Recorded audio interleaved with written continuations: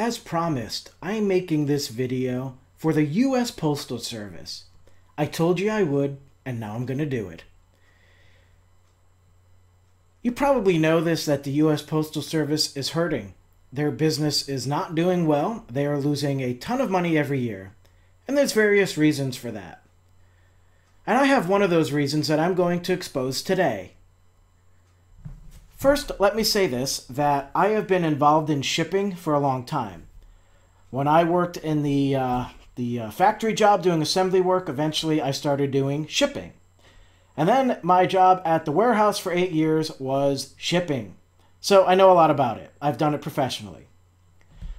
2.5 years ago, I built a small shipping center in my home to ship the products that I make.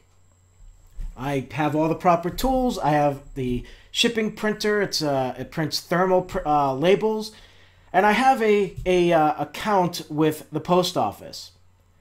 So it's been convenient. I have everything I need here. Someone places an order. I process the order on my computer.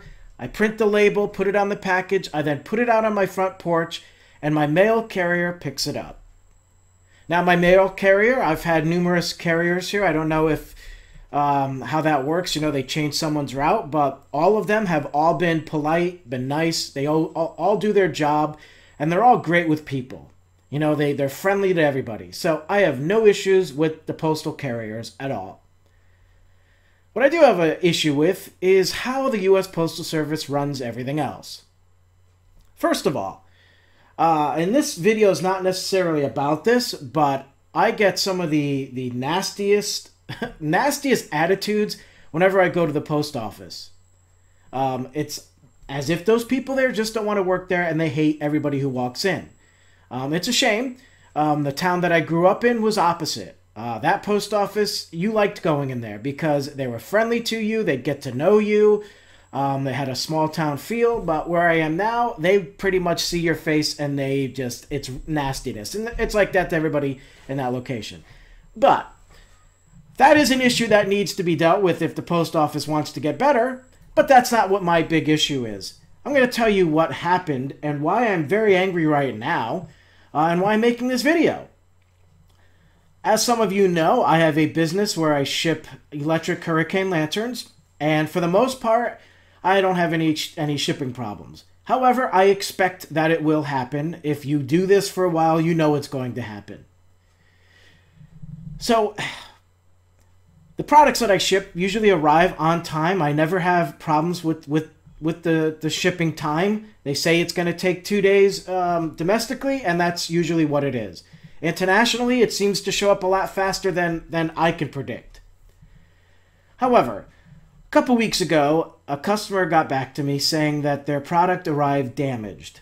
And if it's domestic, that's an issue that I can deal with a little better because it's not as costly. But when it's international, that becomes a big issue because it is not cheap to ship from the US to other countries. They happen to be located in the UK. It's anywhere between $15 to $20 to ship, depending on the size of their order. As it turned out, this particular product happened to be a custom order, a specially made order, not a product that I always carry in my shop. So it was something that they requested. So that makes it even worse because I had to go do special stuff and buy special things to make this. Their lantern was crushed. It looked like someone ran it over. Surprisingly, the glass was not damaged. I'm thinking it got squeezed out, which could happen if the metal got pushed. It's a movable part that the glass chimney goes in, and it's very possible the glass chimney popped out, and that's why it survived. But the rest of the damage looked like, you know, a giant took it and just stomped all over it. So when this customer contacted me, they sent me the pictures to show. I contacted the U.S. Postal Service. I went online hoping that I could file a claim online because, after all, this is the 21st century. It is the year 2014 when I'm recording this. But no, you can't do it online. They gotta complicate things. Which means that I have to call them. So I call the number they have online. I have all the information I need. I call the number. I am put on hold for over 20 minutes. listening to the stupid elevator music, and it was just one song. That's all they have, is one song that just repeats itself over and over again. So basically, you know, after the first 5 minutes, you're ready to just start screaming, which is what I did. I just started screaming. And then your aggravation sets in, and then you just really get angry, and you just want to jump through the phone and find where that recording is and destroy it. So I dealt with that for 20 minutes, and then, of course, they have a little, you know, at the U.S. Postal Service, you can do this. Did you know that you could file claims online? All you have to do is blah, blah, blah, blah, blah. Yeah, I know. I tried that. But you don't allow international claims to be filed online, you moronic idiot. So, finally someone answers the phone. And they don't say hi. They don't say, can I help you? They're like, hey, you reached the U.S. Postal Service International Department. What is the tracking number? What is your last name? Yeah, hi to you too. Give the information, and I'm told, let me look that up in the computer. You know, another 10 minutes.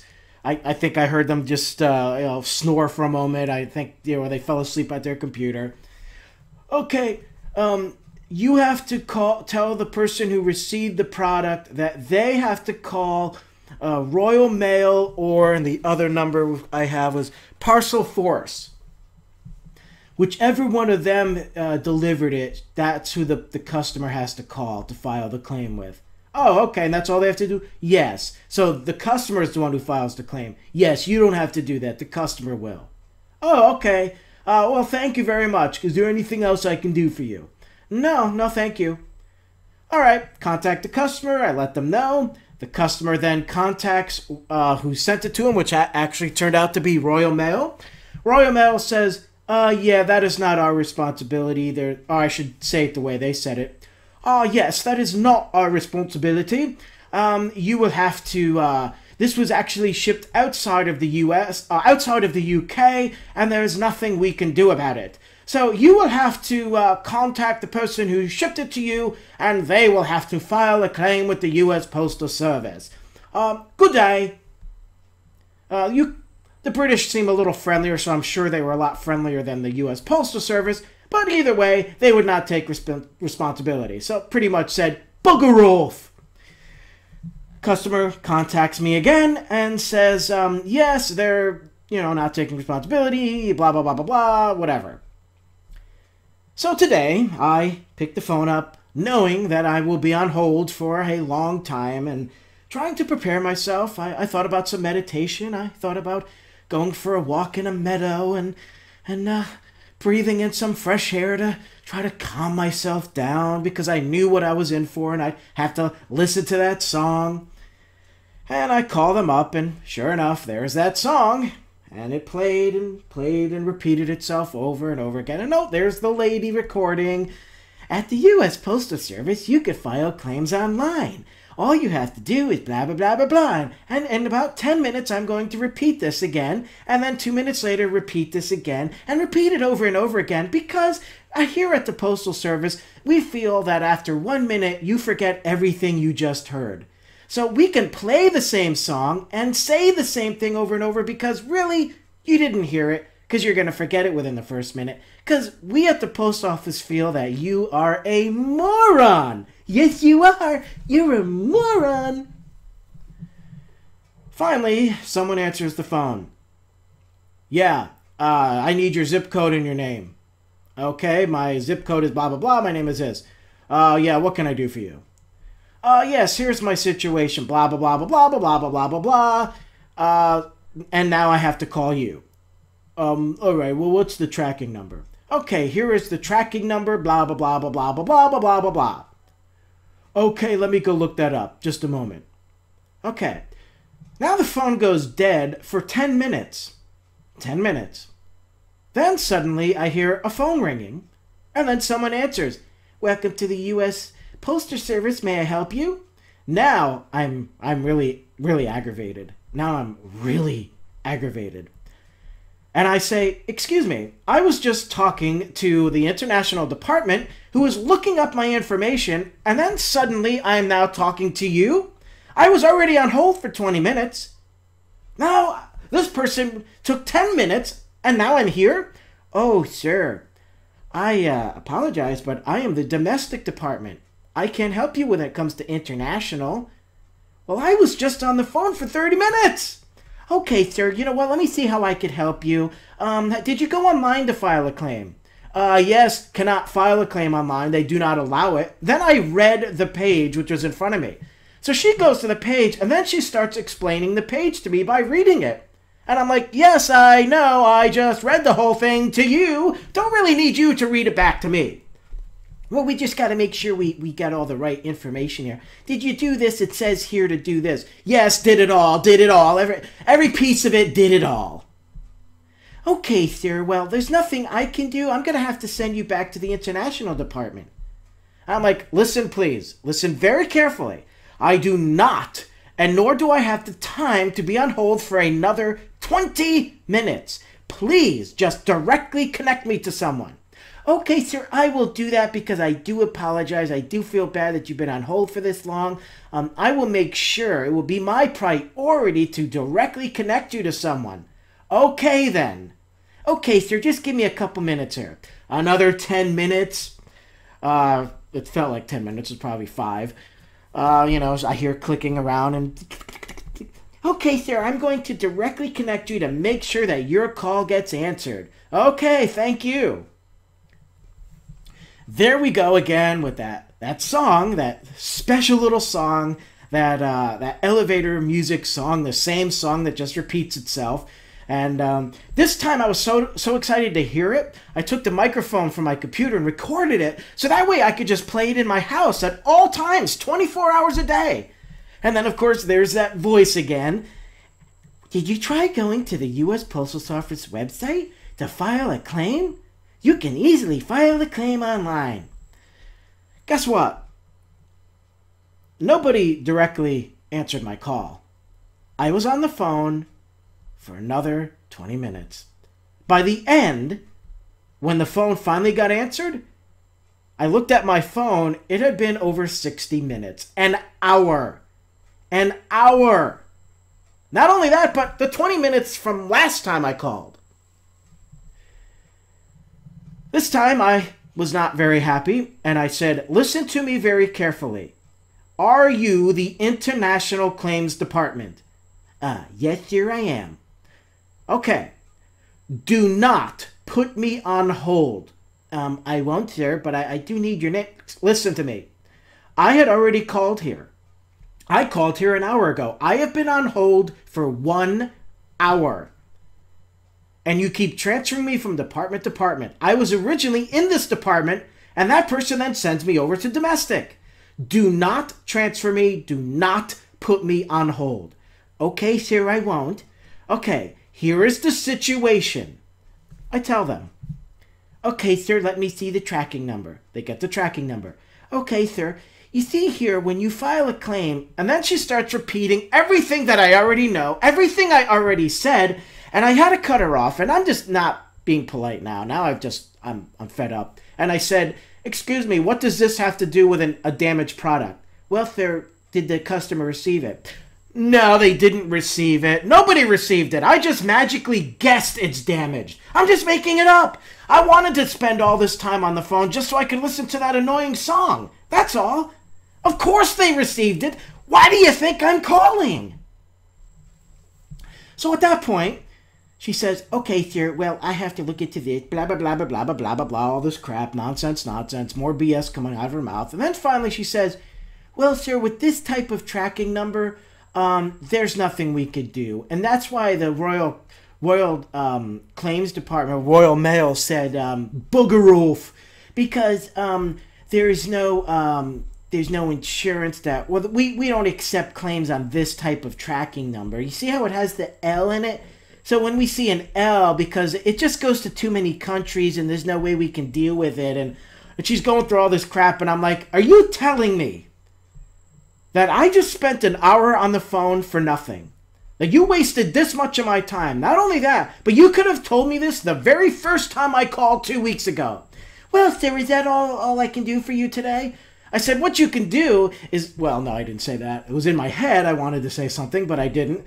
I said, you want to know why your company is failing? This is why. You are a horrible company with the worst customer service. Okay, thank you, sir. And that was it. So I wrote them a message telling them that I'm going to let everybody know about this. I'm going to contact the press if I have to send some articles to newspapers. And, of course, this wonderful medium we have of video. I wanted you to know this, so if you have to deal with this, you know ahead of time. If you're shipping internationally, make sure it's priority, which will cost you a fortune. That's why I ship first class, because there's no way I can charge my customers $40 to ship a lantern that's $39 because they won't buy it. So I have no choice but to ship it first class. But the post office, you know, they want to treat packages like with complete disrespect by, you know, not taking responsibility for the damage that they caused, and now it's going to cost me because of the amount of money to have to ship it again and then to not get money back for the damage they caused. So I want to disexpose because everybody's speculating, why are they failing? I could tell you, it's not their shipping time. For the most part, they ship on time. It's not their postal carriers because the ones I've dealt with have been friendly. It's probably their customer service. Between their post offices, between how the system works when you call them, putting you on hold for 20 minutes. You know what? We need jobs. Plenty of jobs. They're charging a lot. They're not paying for damaged items, so let's work on that. You know, you want to get better. Let's figure out how to deal with your customer service. And then, of course, you have email, which is replacing mail, but you know, they could become a good delivery service of packages because that's something you can't do by email. So get better at that and you'll probably do better. So I wanted to rant on that and get that known. I promised them that I would tell everybody about the wonderful experience I had with them. And so there you go. Thank you for watching. And Post Office, thank you so much for wasting 1 hour and 20 minutes of my time. Thanks, and thank you for watching the video. To become a subscriber of my channel, click on the big red button. And hey, while you're at it, please visit my website at jrwork.biz. There's a lot of cool stuff there, money-making opportunities, and you might find some surprises as well. Excuse me? But it's a secret. You have to go there to find out. I gotta take a poo. Hello? Can I go now? I gotta take a poo!